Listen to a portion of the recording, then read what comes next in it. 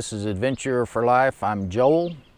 This is day one of the 50th anniversary 74 Cutlass cross-country drive Odyssey. Spent the night in Atlanta last night and drove up to the town of Tellico Plains, Tennessee.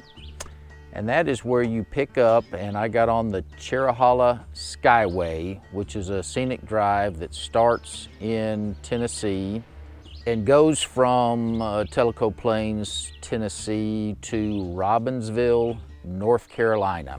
I made the drive to the Cherahalla Skyway this morning, and obviously you can see what the mountains and the trees and whatnot in the background, so I expect to see a lot of that on this Skyway. So the day is going to be that, and then I'm going to drive the Tail of the Dragon, which is a famous motorcycle route, then the Foothills Parkway that leads to Smoky Mountain National Park, over the Smoky Mountains, and then drive about 100+ miles on the Blue Ridge Parkway today. So that's what the plan is, and I'll give you some clips along the way.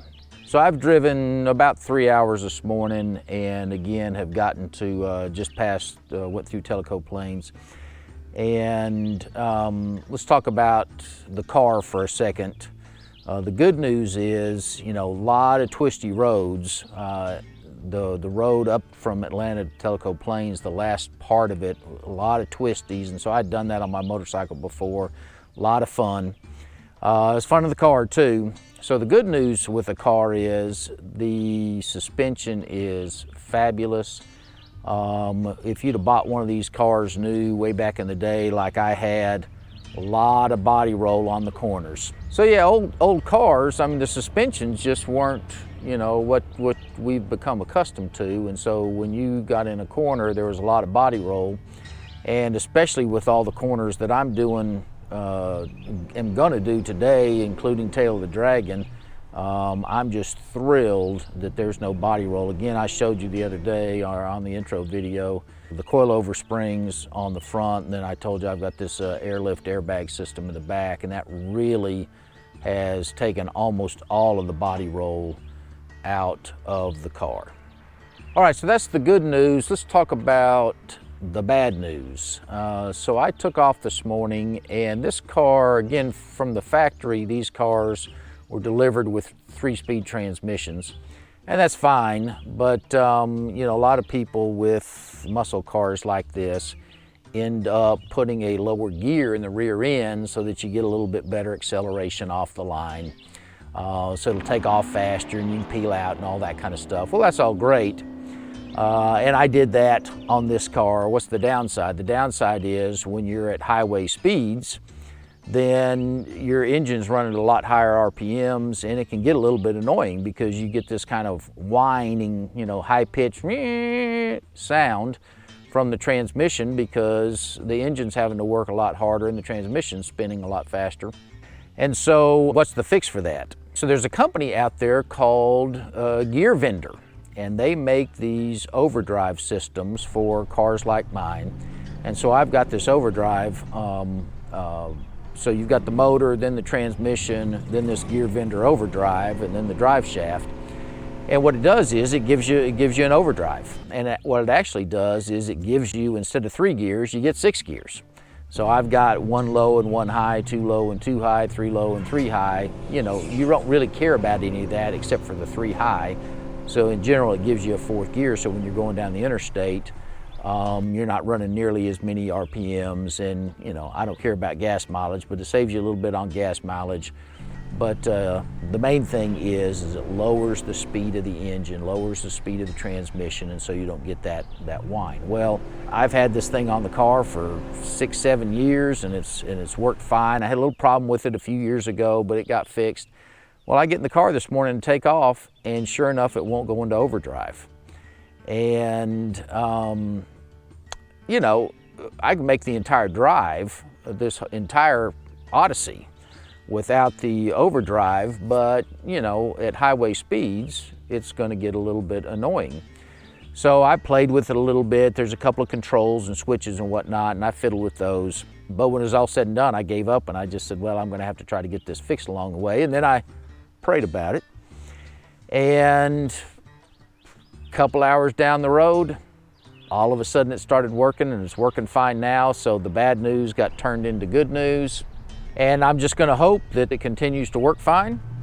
And again, I can make the trip without it, but really want to get it fixed. Anyway, Cherry Hollow Skyway, I'll shoot some more video as we go through the day.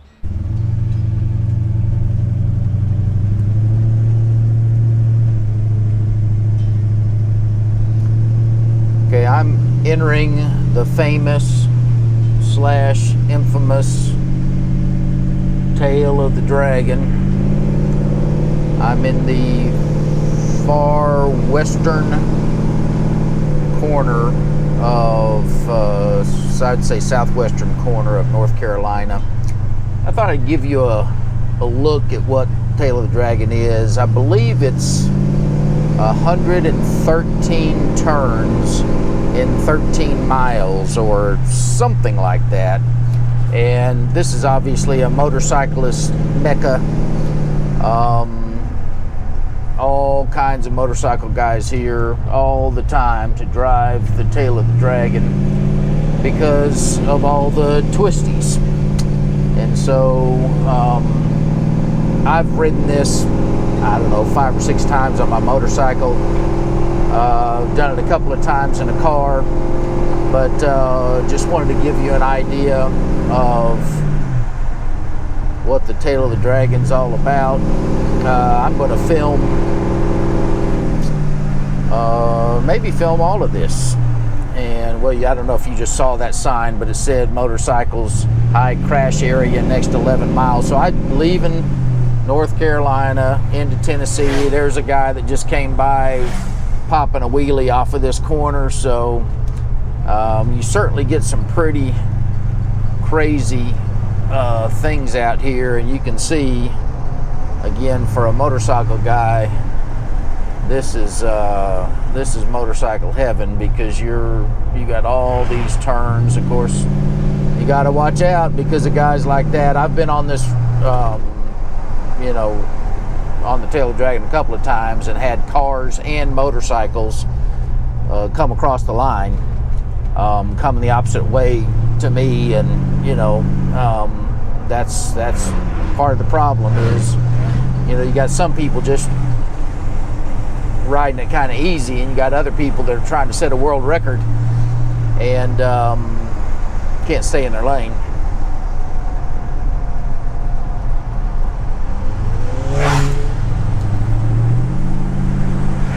There have been,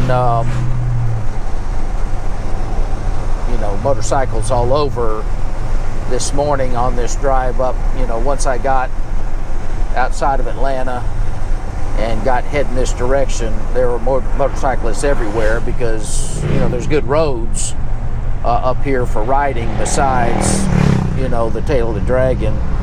And so lots of good twisty roads that I mentioned earlier.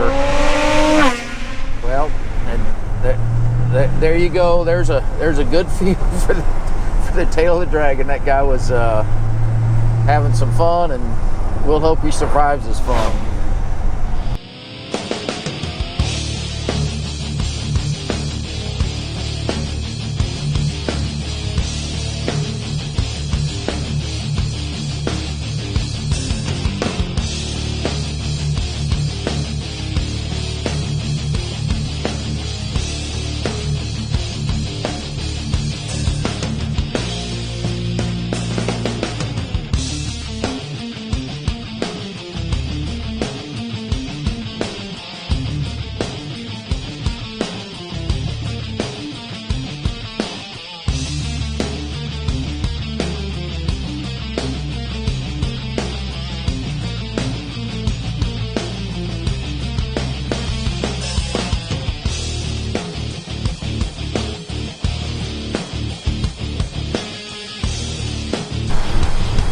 Okay, and there you have the end of the Tail of the Dragon.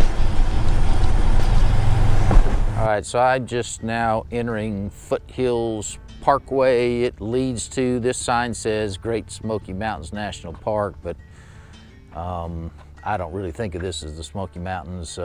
This leads us to the Smoky Mountains.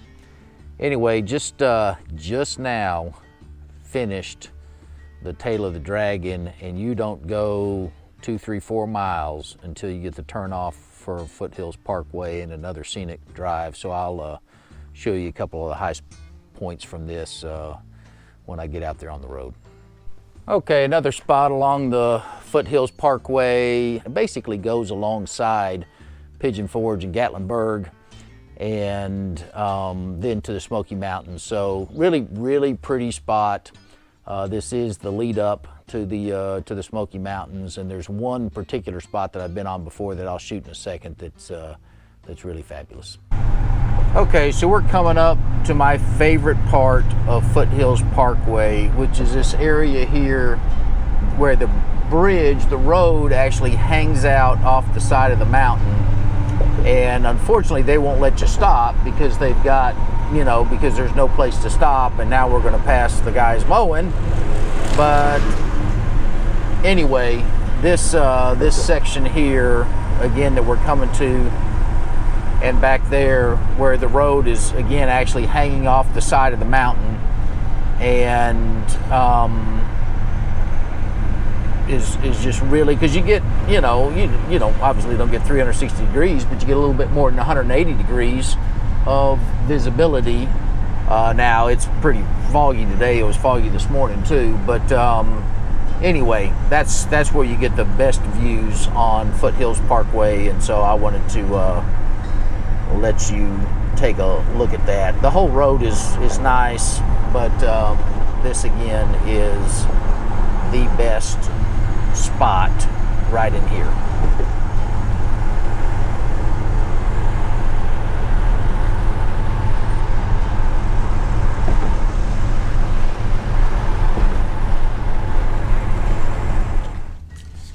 So this is Smoky Mountains National Park. I'm at Newfound Gap, which is the top of the Smoky Mountain National Park.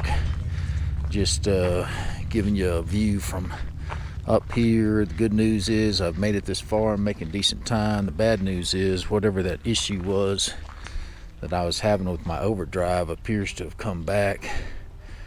Only now it appears to be worse. So we'll just see how it goes. You know, going up this hill is work the transmission hard, because I'm following people that are going slow, and so you're shifting between first and second over and over and over again. Anyway, beautiful day, beautiful place. The only bad news is that lots and lots of people here, because it's early June and people are going on vacation. And the other bad news is I'm having problems with this transmission, so or the overdrive, one of the two. So we'll hopefully get that fixed and not get stranded somewhere. We just left the Smoky Mountains, and right as you get through the Smoky Mountains and leave the Smoky Mountains, before you get to Cherokee, North Carolina, you immediately can take a left and enter the Blue Ridge Parkway. So that is the southern terminus of the Blue Ridge Parkway. Boy, this, I don't know what's going on with this transmission slash gear vendor overdrive, but it caused me, after I stopped and after I made that last video, it's been about, probably 20-25 minutes. That's how long it took me to get down, and you know, not a problem. So it worked without a hitch. I did notice that there's the map, by the way, of the Blue Ridge Parkway. Oh, that's not the whole thing. That's just from mile 465 or so, 469, there it is. You are at milepost 469. So that's how far the Blue Ridge Parkway is. And that map takes you to about, it looks like about 340 or so. So anyway, that's what the story is. The car's doing good except for this transmission slash overdrive thing. and it's kind of baffling. Interestingly, I grabbed the gear shifter and it was hot. And so did the thing get overheated while I was following those people and shifting and shifting and shifting and shifting more? Did it get more overheated when I was climbing the mountain and doing the same thing? And then did it cool off when it sat there for a little while? And then when I got to basically coast to the bottom of the mountain, I don't know. But God's taken care of me so far, and may not be running that great, but sure looks good. Anyway, I'll keep you posted on it. I'm going to drive to, I think, about milepost 340 or so, which is where Little Switzerland is, and that's where I'm spending the night. Okay, so I'm here at Yellow Face. You see the elevation is 5588, and the elevation of that mountain over there is 6,032. Just thought I'd give you a quick look. Pretty, you know, they call it the Smoky Mountains for a reason, and that's why they call it Smoky. I imagine that's showing up on the camera okay. It looks like it's very smoky, foggy. I don't know what that is, but anyway, pretty flowers. Yeah, so it's a nice look here with the flowers and whatnot. This is early June, and so it's really nice alongside the road. You can see there, if you can see the flowers on the side of the mountain there too. It's also cold. When I say cold, I mean it's probably 55 degrees or whatever. Anyway, I'm certainly not going to stop at every scenic overlook they got, but I'm going to shop at a few, and I thought I'd show you this one because this is really nice. Okay, so this is the Little Switzerland Inn. I'm just going to give you a little bit of footage this evening. I only have 2 minutes left on this SD card, so I'm going to say a couple things real quick, and then I'll film some more or video some more in the morning. Hey, this is a pretty cool place. The hotel's old school, but it's got a great restaurant and overlook in the back, which again I'll video in the morning. Anyway, I wanted to say this real quick. So I literally, on the last hill coming up to this hotel, my car started sputtering because it was running out of gas, and I coasted into the parking lot. The engine was still running, but it had next to nothing left. I pulled off twice to get gas, and without going through all the details, wasn't able to. So there's the Cutlass right there. Anyway, wasn't able to, and so I thought, well, I'll just go here. I've gotten gas at a place that's about 5 miles from here, but literally coasted into the parking lot. They're going to give me some gas in the morning, and that'll get me to the actual gas station. You know, the gas gauge on this thing is not perfect, and so, you know, it and the hills, you know, obviously got me the gas sloshed around or whatever. So anyway, that's the end of day one. See you in the morning.